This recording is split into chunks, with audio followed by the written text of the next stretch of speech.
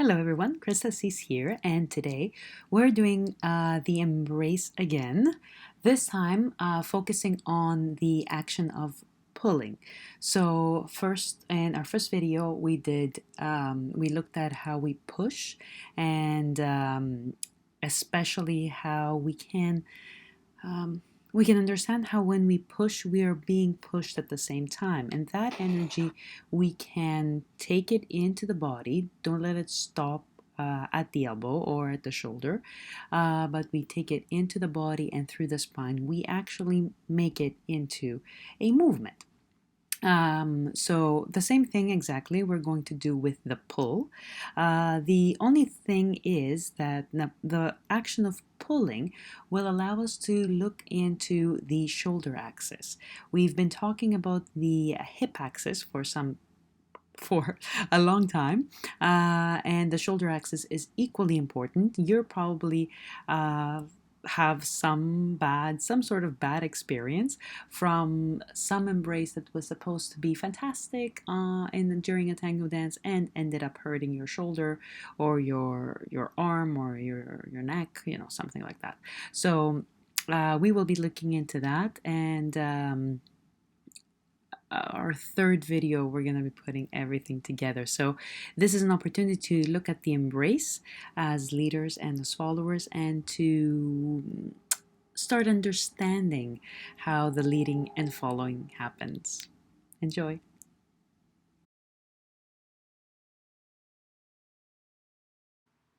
So we're going to start off with the pulling action itself.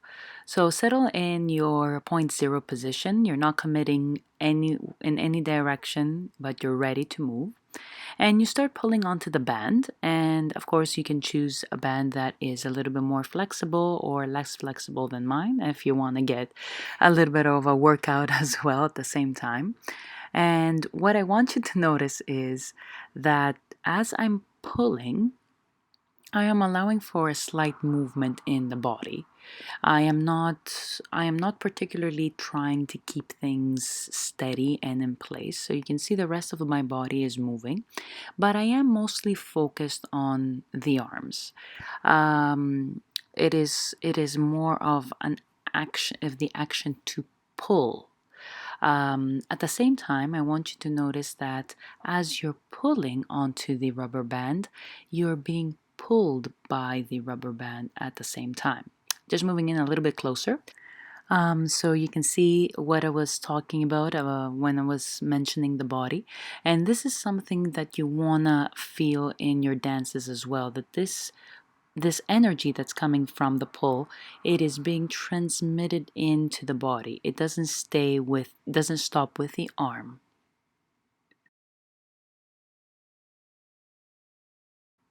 And so we're going to take this into actual movement. So as I mentioned before, you're pulling on the band and you're being pulled by the band at the same time. So you started from point zero, and you can see I'm going back to point zero every time. I start to pull, and I allow for that pull not to stop at the elbow or the shoulder, but to transfer through the body. And that's why I wanted you to pay attention to that detail as you were just standing and working on the previous exercise, to transfer through the spine, through the body, through the hips. And you see now how the hips are being responsive to that pull, and how the free leg is kicking forward, and then everything is committing to that step: the free leg, the hips, the spine, the upper body. So we started with working on the same side, meaning same hand, same leg, homolateral movement, as we call it. And I want you to play with it a little bit and see how you can manage the direction, and you can go slow like I'm going, and manage and see if you pull a little bit more towards you, what will happen? If you pull a little bit away from you, what will happen? See how that tiny movement can change your step. You can change speed like I'm doing here. You can go fast.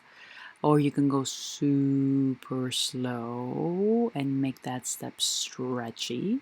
So you can change direction, you can change speed, you can change the size of your step. So here I'm doing a relatively bigger step, and you can see how that little woof of energy is coming to the end compared to now that's coming from the beginning. It's like a more sudden pull, and that is something you can play in your dance, changing that dynamics.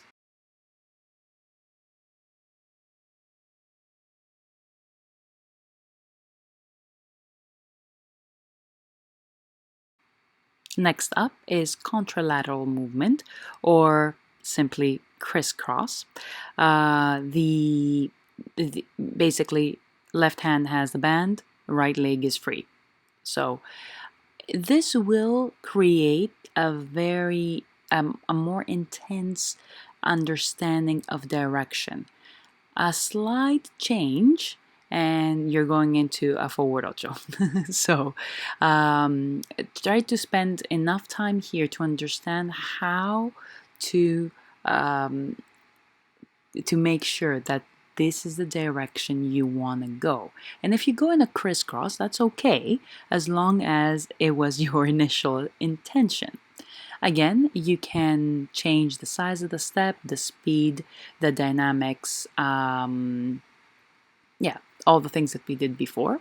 Make sure that you're changing sides regularly. So, because on each side you will notice that you are a little bit more aware, a little bit more understanding. The connecting the dots will be a lot easier on one side compared to the other.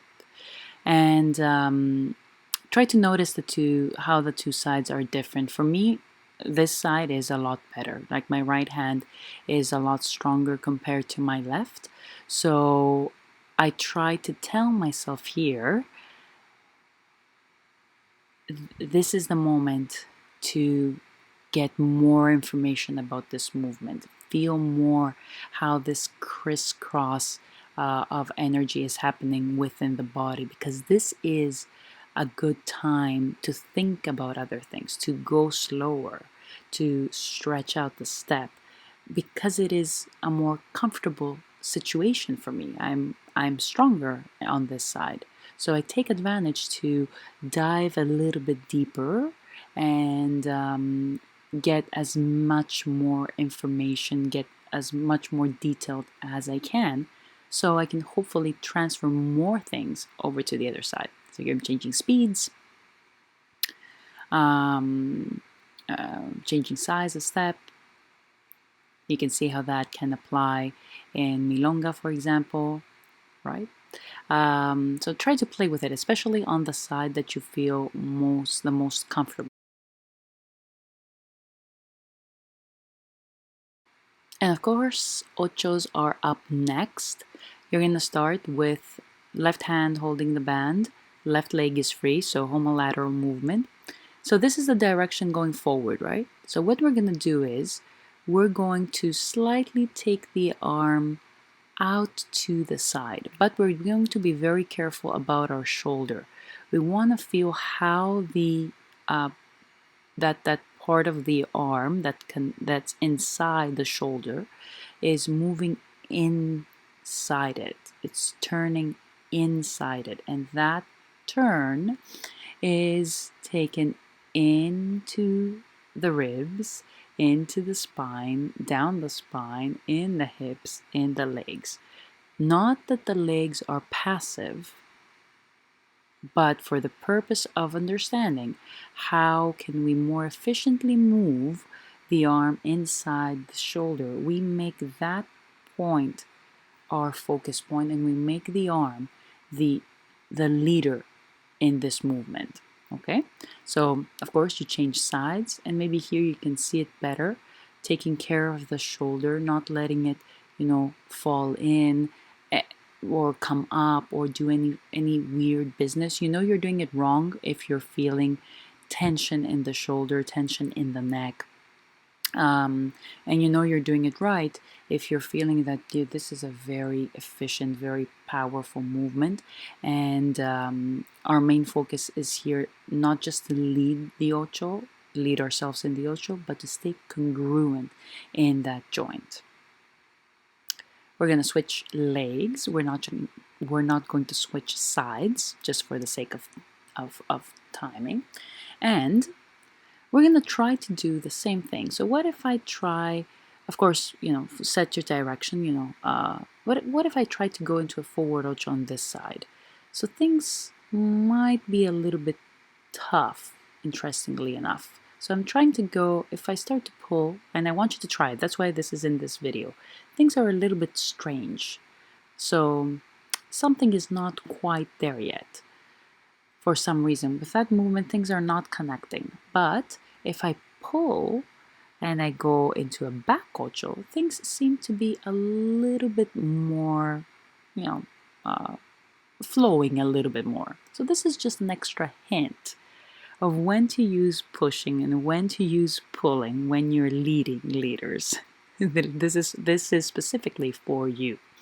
So same rules apply again here, and you will see it a little bit better on this side, how the arm is moving. I want us to focus a little bit more on that, to become a little bit more aware of that. We all know how to do ochos, and feel free to try it. I bet you're gonna feel a little bit awkward. So notice how that movement is starting from that pull, going into the elbow, into the shoulder, through the body, into the legs. I want you to see it in the video. It's not just, pulling your way around into a pivot. It is the whole body participating in this action. Notice also that my arm is not exactly straight back. It's going slightly off to the side. We will see that a little bit better in the next exercise. That's just a zoom in to all of this for the shoulder axis. And so here we go. So when we're going forward, I want you to notice this is not something you want to throw yourself in or pull yourself in. So you can see some minor adjustments that I'm doing there with my shoulder.